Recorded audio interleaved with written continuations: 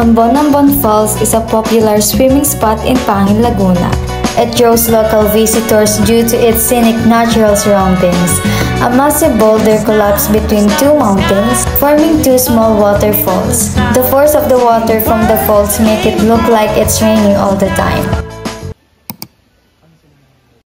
Hey guys! We're here at Eco Park. Pagpasok niyo dito, mag-entrance lang kayo ng 65 pesos per head and yung cottage naman is 250 pesos.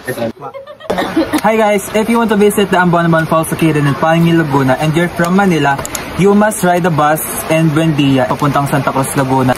The estimated travel time is 3 to 4 hours. Pagdating nyo sa terminal, which is yung bababaan nyo, pwede kayong sumakay ng jeep, jeep sinuluan, tapos sabihin sa driver is ibaba kayo sa Pangil. May makikita kayong barangay doon. Makababa na kayo sa barangay ng Natividad, pwede kayong mag-tricycle papunta sa Pangil River Eco Park and the estimated travel time is 10 to 15 minutes. Tapos, pagdating nyo dito, syempre magbubukal na kayo ng trek nyo. 1 hour and 30 minutes yung estimated trekking. Pero mas mabilis yun kung hindi na kayo mag-iinarte.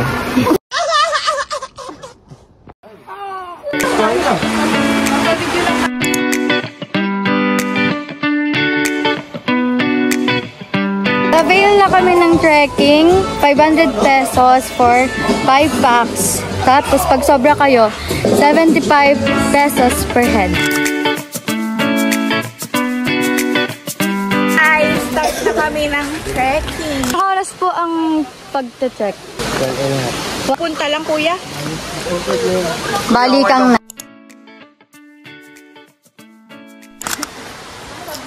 Guys, bilisan nyo!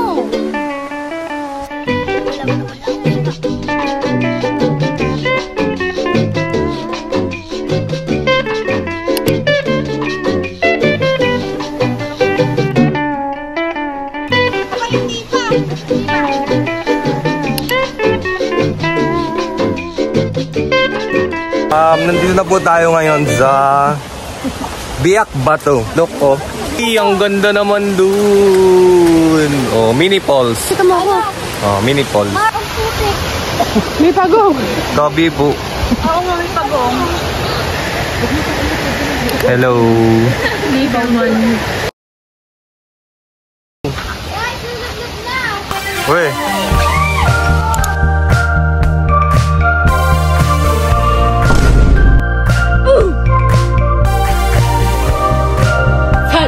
What is that? Diretso yan. Ako na bakit? Ha? Ako na. Ayoko na. Straight lang yan. Straight lang.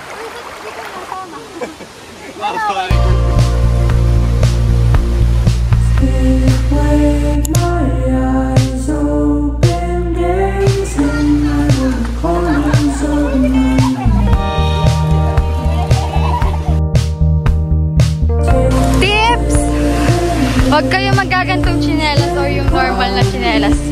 Kasi, inaagos.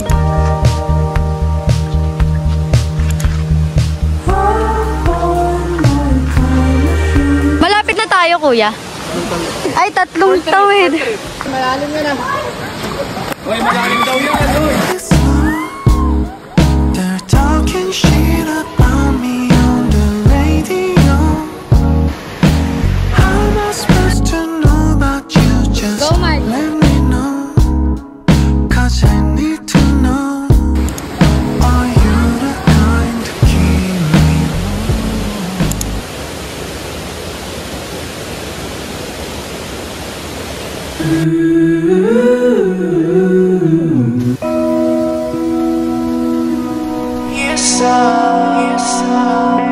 sorry, I'm gonna leave. I'm driving so far. Tell me why you coming to me and say you want me again.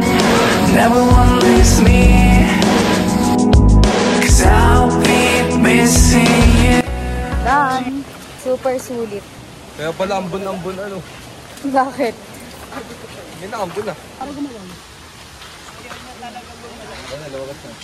Buwan.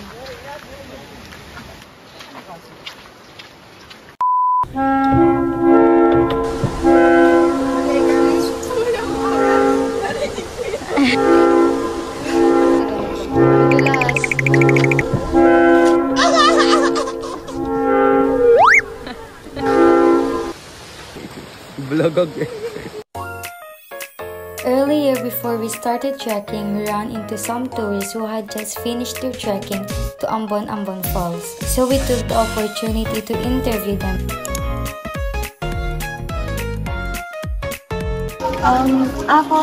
Medyo nakakapagod, pero since na-experience ko na rin naman mag-trekking, parang medyo basic lang. Wow! Madulas, pero nakaka-enjoy din siya, syempre kasi kasama yung mga friends. Sa akin naman, second time namin tatlo. Then, dinala namin siya dito. Okay naman siya. Na-enjoy namin yung trekking. Kumpi naman kami sa mga nag-guide, yung tour guide. Medyo nanibago lang ako sa ibang dinaanan kasi yung hagdan. Yung hagdan nagbago. Medyo nakakatakot. Pero okay din naman. Tapos yung sa parang balsa na bangka, nawala din. Balsa? Balsa! Masaya. It's kind of fun. Hahanapin mo talaga kasi wala dun sa Manila. Siguro yung ang dami naming dip. Oo, ilang dip natin? 6? 6. Kasi madulas yung dadaanan nyo. Dapat mag-sandals ka. Sandals. Huwag yung normal na slippers. Chinelas. Kasi pwede siya matanggal. And syempre, wag nyo kakalimutan mag-tip sa tour guide kasi Mabait siya. mabait. Hindi kayo papabayaan. Mabilis lang siya puntahan, tsaka maganda yung place. 10 out of 10. 8/10. Ako 10 out of 10 kasi as a first timer dito sa Ambon Ambon Falls, sobrang daming nangyari. 10/10. First time ko mag-trekking, tapos ang bait ng tour guide namin. Correct! Ikaw, Lay. 9.5/10. Kasi natapilok ako. Madulas. Madulas yung daan. Ikaw. Bagag, lagay mo Leon. Pagkasabi niyo 8.5 yung lapit na tabilok.